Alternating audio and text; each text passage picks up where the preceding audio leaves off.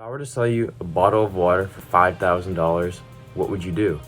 You'd obviously laugh in my face, but why? Water is critical and essential for human life and something none of us can live without. But if I were to sell you a Ferrari for $5,000, you would do anything in your power to get that $5,000 and would give it to me in a heartbeat, even though a Ferrari is completely unessential and not necessary. So why is this then? It's a concept we call value, and specifically value stacking. So today we're going to be discussing what value stacking is and how you can leverage it to basically sell anything to anybody at any price. So the first thing we have to understand about value and value stacking is what I like to call perceived value. And it's exactly what it sounds like, the perception of the value.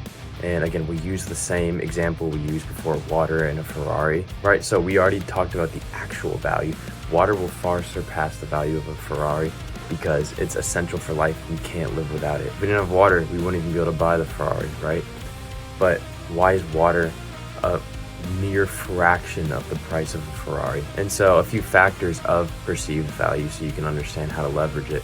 First of all, we got supply and demand, right? So water, there's tons of it and it's very easily accessible. So this means anybody can really have it, and it's hard to put higher price tag on something that is so general and so accessible. But a Ferrari, because of the high ticket price, actually decreases the number of buyers, which puts and attaches a social status that if you want maybe to come across a certain way, you're gonna be willing to invest the extra money because you want that status symbol. Another way we can leverage perceived value is through branding, right? So take any household name company, Nike, Adidas, Gucci, all these companies have mastered their branding. So because of this, they can charge a premium ticket because it creates a certain status, and the brand has aligned themselves in a certain way, positioned themselves in a certain way that if I own this product, I'm gonna become this person or this type of person.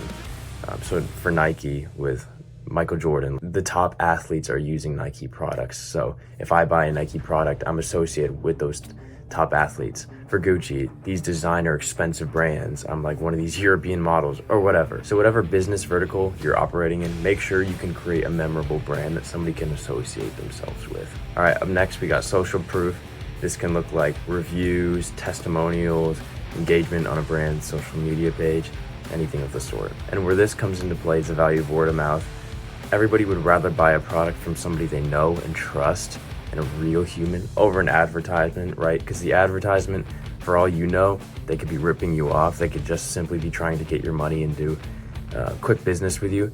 But somebody who's actually bought the product, tried it, and loves it is so much more powerful. So I understand this pretty well because I work in influencer marketing in that space a lot. And the return on investment in something like an influencer is a lot higher, especially when done right and is authentic, because it feels more natural than another person to person's relationship with a brand. Whereas again, with a simple ad, like a Facebook ad or YouTube ad, whatever, you're only hearing just the company, and obviously they're gonna talk highly about their product. So this is why real early on businesses will do free giveaways of their products or early ambassadors just to simply get reviews and see if this actually works. The brands will do this oftentimes in repayment for a review or a testimonial. For example, if you're on Amazon scrolling through for new sunglasses, you're gonna click through a bunch, and I'm willing to bet you check out the reviews and you read the 5-star reviews and you read the 1-star reviews. You don't read anything in between. At least that's what I'm doing. And what you do oftentimes to make your decision is choosing which one has more reviews, even if there are some bad reviews on the other ones.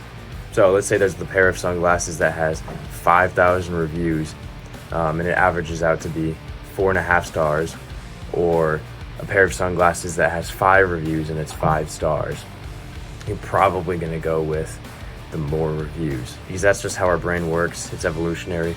We trust other people's feedback. And just a quick little point in addition to all that, word of mouth, specifically person to person, is the most powerful. You're basically having a free ambassador for your product. So if you can deliver something very exceptional and get another person to tell another person, that person tells another person, it just becomes a very powerful ripple effect. All right, and last but certainly not least, and this is probably the most important and maybe the most obvious, but whatever you're selling has to actually deliver results. I know, pretty crazy, right? All right, let's take Apple for an example this time.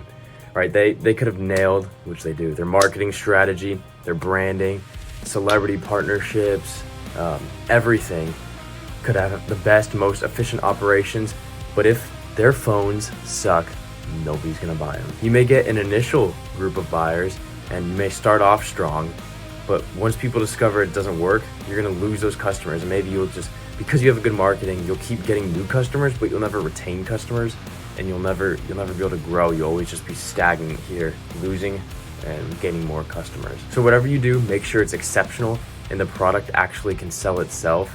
And like your best salesperson, or if you're doing sales, all you should have to do is just get out of the way and let the product or service speak for itself. So that's it for value stacking. If you can nail these 3 tactics now, you should, in theory, be able to sell anything you want at any price you want if you can generate enough value. And if this has been at all helpful to you, please let me know by commenting down below, subscribing, all that YouTube jazz. I'd love to see you here. We do music industry, business, self-improvement, gym, all that fun stuff on this channel. And I'll see you in the next one. Peace.